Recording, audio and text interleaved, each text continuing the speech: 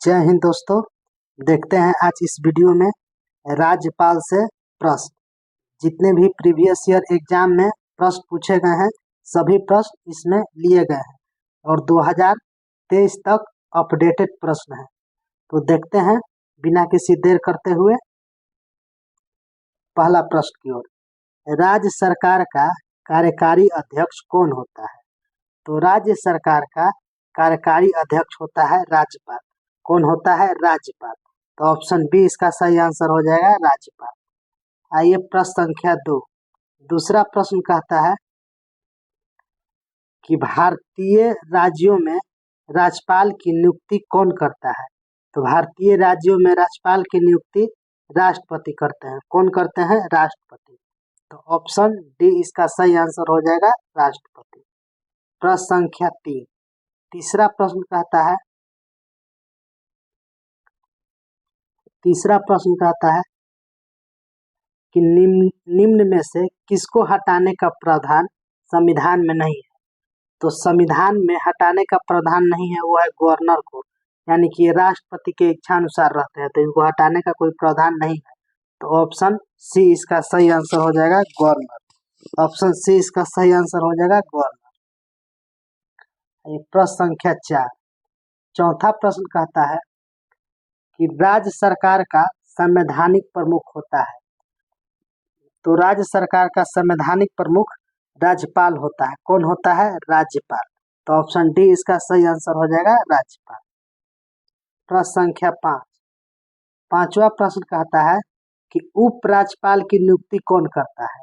तो उपराज्यपाल की नियुक्ति राष्ट्रपति करते हैं। कौन करते हैं? राष्ट्रपति। क्योंकि केंद्र शासित प्रदेशों में उपराज्यपाल होते हैं, जैसे दिल्ली केंद्र शासित प्रदेश है वहां उपराज्यपाल होते हैं। तो प्रश्न संख्या 6। छठा प्रश्न है कि राज्यपाल का वेतन और भत्ता किस कोष से आता है? तो राज्यपाल का जो वेतन और भत्ता दिया जाता है वो दिया जाता है राज्य के संचित निधि से। कहाँ से दिया जाता है? राज्य के संचित निधि से। तो ऑप्शन बी इसका सही आंसर हो जाएगा, राज्य के संचित निधि। प्रश्न संख्या 7। सातवां प्रश्न कहता है किसी भारतीय राज्य के राज्यपाल से संबंधित निम्नलिखित में से कौन सा कथन सही नहीं है? तो सही नहीं कथन पूछ रहा है। तो राज्यपाल से संबंधित कथन सही नहीं है जो पूछ रहा है। तो देखिए ऑप्शन पढ़ते हैं बारी बारी से। वह भारत के राष्ट्रपति द्वारा नियुक्त होता है, तो सही है। वह 5 वर्ष तक पद पर रह सकता है, ये भी सही है, क्योंकि ये राष्ट्रपति के इच्छानुसार होते हैं, लेकिन अमूमन इसका कार्यकाल 5 वर्ष होता है। यदि संबंधित राज्य की विधायिका उसे हटाने के लिए प्रस्ताव पारित करती है तो वह पद मुक्त हो जाता है। नहीं, ये गलत है। ये इनको हटाने के लिए राष्ट्रपति हटाते हैं, तो ऐसा कोई प्रावधान नहीं है कि विधायिका हटाएगा। चौथा है वह एक से अधिक राज्यों के राज्यपाल हो सकते हैं, तो बिल्कुल हो सकते हैं। तो नहीं पूछ रहा है, यानी सही नहीं है। तो सही नहीं है ऑप्शन सी। ऑप्शन सी सही नहीं है। यहाँ पर आंसर हो जाएगा ऑप्शन सी। प्रश्न संख्या 8। जो 8वां प्रश्न है वो कहता है कि राज्यों के गवर्नर संविधान के अंतर्गत किसके प्रति अपने आचरण के लिए उत्तरदायी होते हैं? तो राज्य के जो गवर्नर होते हैं, राज्यपाल होते हैं, वो अपने आचरण के प्रति उत्तरदायी जो होते हैं वो राष्ट्रपति के प्रति होते हैं। किसके प्रति होते हैं? राष्ट्रपति के प्रति।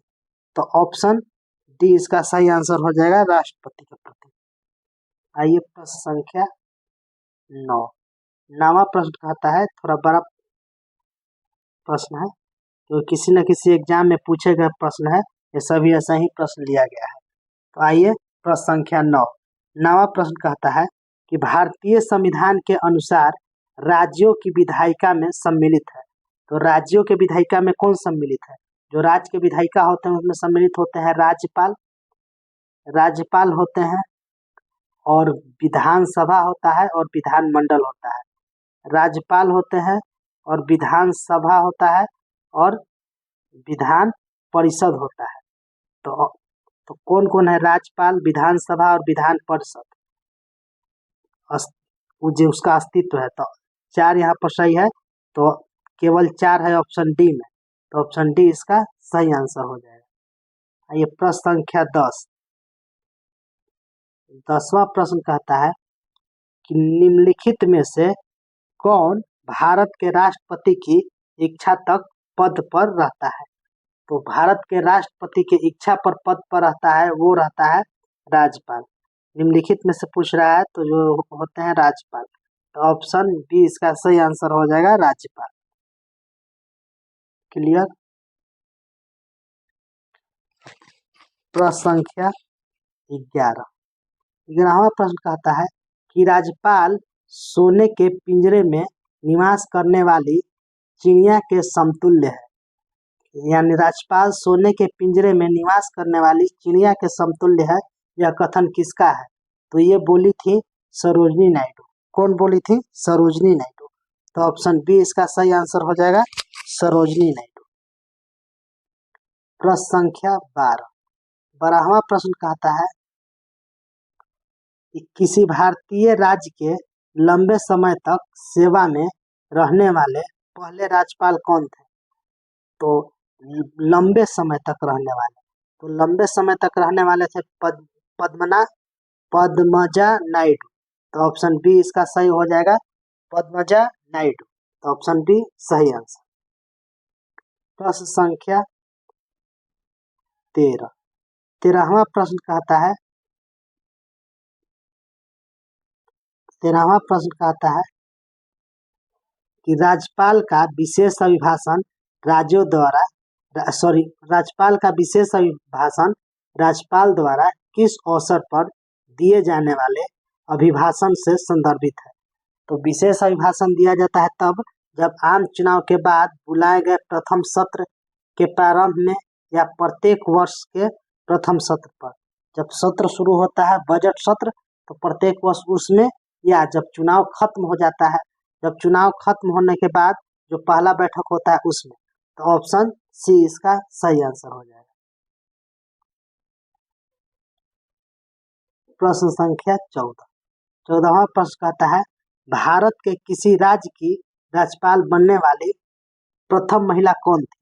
तो प्रथम महिला थी जिन्होंने भारत का राज्यपाल बनी थी वो थी सरोजनी नायडू। कौन थी? सरोजनी नायडू। तो ऑप्शन सी इसका सही आंसर हो जाएगा सरोजनी नायडू।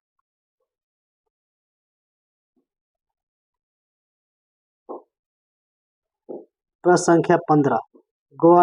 गवर्नर द्वारा जारी किया गया अध्यादेश किसके द्वारा मंजूर किया जाता है।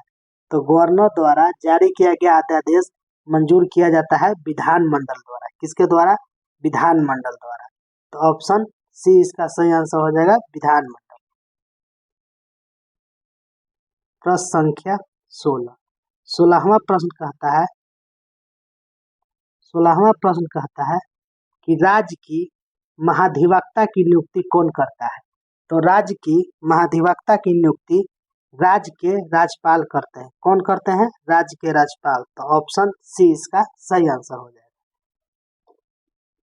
प्रश्न संख्या 17। 17वां प्रश्न कहता है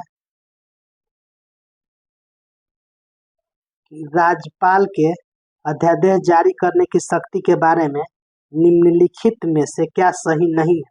तो सही नहीं पूछ रहा है, तो पढ़ते हैं ऑप्शन बारी बारी से। ऑप्शन ए है यह विवेकाधीन शक्ति नहीं है। तो सही, बिल्कुल सही है।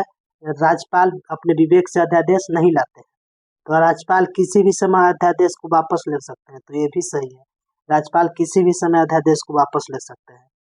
अध्यादेश की शक्ति का प्रयोग तभी किया जाता है जब विधानमंडल सत्र में ना हो। तो ये भी सही है, जब विधान परिषद नहीं चल रहा होता है, विधानसभा नहीं चल रहा होता है, उस समय अध्यादेश लाया जाता है। और ऑप्शन डी है कि अध्यादेश जारी करने के लिए मंत्रियों की सहायता और सलाह की आवश्यकता नहीं होती। तो गलत है, ये मुख्यमंत्री लाते हैं। मंत्री के सहायता और सलाह से ही जो राज्यपाल लाते हैं अध्यादेश। तो ऑप्शन डी इसका सही आंसर हो जाएगा, क्योंकि यहाँ पर सही नहीं पूछ रहा है। तो ऑप्शन डी इसका सही आंसर हो जाएगा। ये प्रश्न संख्या 18। 18वां प्रश्न कहता है कि किसी राज्य के राज्यपाल को निम्नलिखित में से किसकी शक्ति प्राप्त नहीं है। तो राज्यपाल को किसकी शक्ति प्राप्त नहीं है? तो विधानसभा का सत्रावसान करने का ये शक्ति प्राप्त है, विधानसभा भंग करने का ये भी शक्ति प्राप्त है, विधानसभा स्थगित करने का ये शक्ति प्राप्त नहीं है।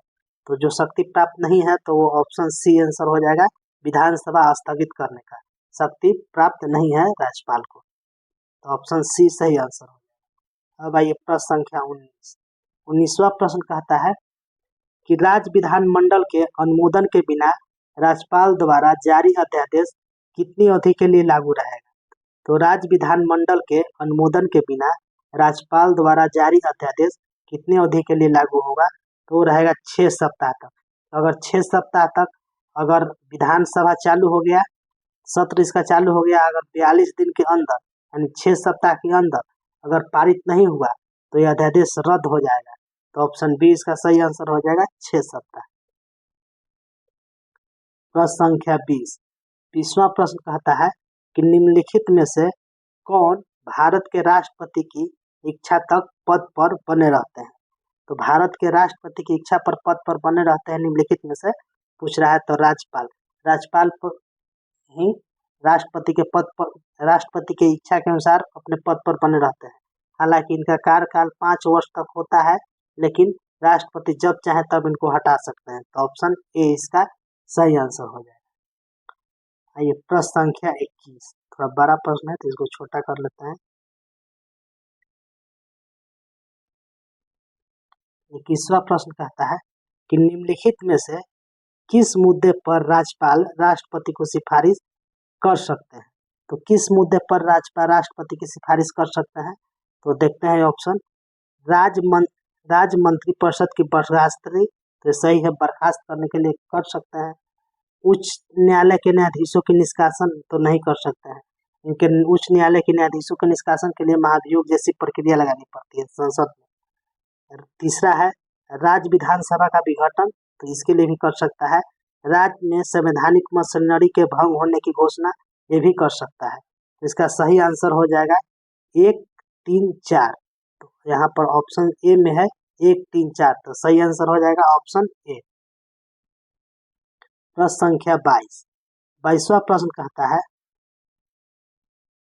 कि राज्यपाल का मुख्य सलाहकार कौन होता है? तो राज्यपाल का मुख्य सलाहकार होता है मुख्यमंत्री। कौन होता है? मुख्यमंत्री। क्योंकि लिखा गया है कि इस संविधान में कि राज्यपाल को सहायता एवं सलाह देने के लिए एक मंत्रिपरिषद होगा जिसका प्रधान मुख्यमंत्री होगा। तो ऑप्शन बी इसका सही आंसर हो जाएगा, मुख्यमंत्री। आइए प्रश्न संख्या 23वां प्रश्न कहता है किसी राज्य में राज्यपाल की नियुक्ति संविधान के अनुच्छेद, यानी कि संविधान के अनुच्छेद किस में है राज्यपाल की नियुक्ति? तो नियुक्ति संबंधी है प्रावधान अनुच्छेद 155 में। किसमें है? अनुच्छेद 155। तो ऑप्शन सी इसका सही आंसर हो जाएगा, अनुच्छेद 155। आइए प्रश्न संख्या 24वां प्रश्न कहता है कि राज्य लोक सेवा आयोग के अध्यक्ष एवं सदस्यों की नियुक्ति की जाती है। तो राज्य लोक सेवा आयोग के अध्यक्ष एवं सदस्यों की नियुक्ति की जाती है राज्यपाल द्वारा। किसके द्वारा की जाती है? राज्यपाल द्वारा। तो ऑप्शन सी इसका सही आंसर हो जाएगा, राज्यपाल द्वारा। अब यहाँ पर इतना ही प्रश्न था। तो 24 प्रश्न थे जो कि किसी न किसी एग्जाम में पूछे हुए प्रश्न थे, प्रीवियस ईयर क्वेश्चन। तो आप लोगों से निवेदन है कि इस चैनल को सब्सक्राइब करके रखिएगा और वीडियो को ज़्यादा से ज़्यादा लाइक कीजिएगा और दोस्तों के पास शेयर कीजिएगा। जय हिंद।